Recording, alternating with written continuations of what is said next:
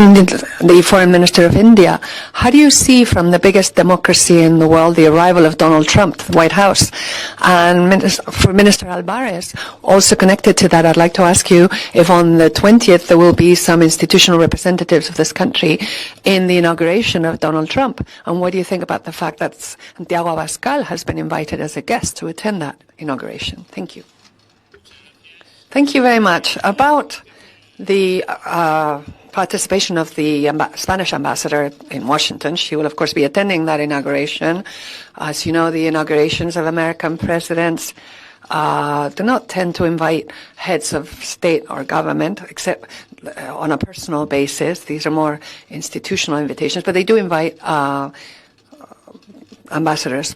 No Spanish head of government or state has ever attended the inauguration of a Spanish president.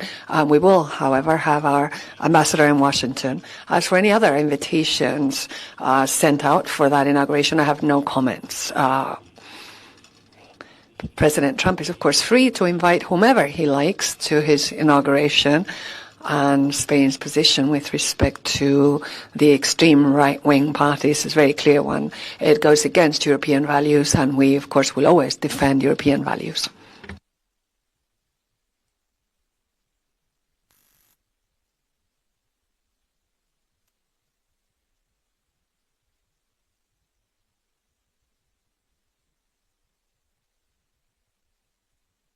Mechanism in the Indo-Pacific. We actually saw very strong growth in different dimensions of India-US relations. So based on our previous record and based on close contacts between President Trump and Prime Minister Modi, we are very confident that our relationship will continue to grow. And at the inauguration, I will be representing my government.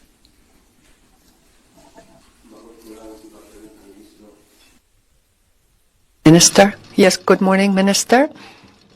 My question is if you could explain what happened last week when everything was ready for opening the customs to Ceuta and Melilla, and in the end, no trucks were able to get through.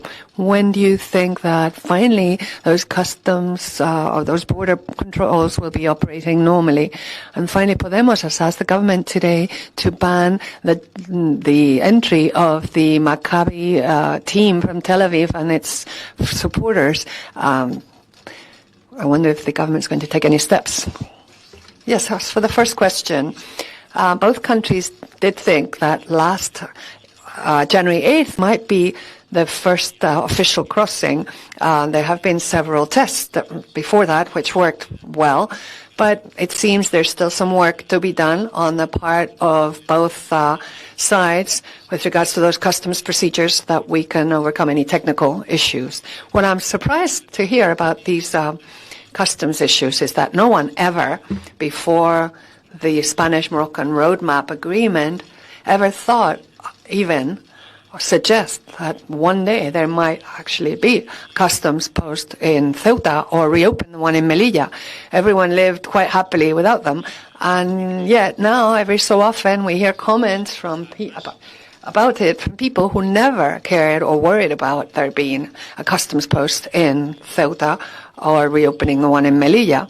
And these days I've had to hear quite a lot of lies and some very stupid statements about that future customs post. But in fact, now that we have firm political commitment from Morocco to open it, we will continue to work until it becomes a reality, as stated in the Spanish-Moroccan roadmap. And I do want to say to all citizens of Ceuta and Melilla that they can count on my personal commitment, because those two cities are amongst my most beloved Spanish cities.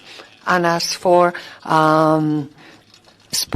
that basketball team, I think we should leave sports out of the realm of politics and foreign policy. And the Spanish government is very clear in its position against any defense of terrorism or genocide, and also against any anti-Semitism or Islamophobia. And so sport, therefore, is one thing, and let's leave it separate from politics.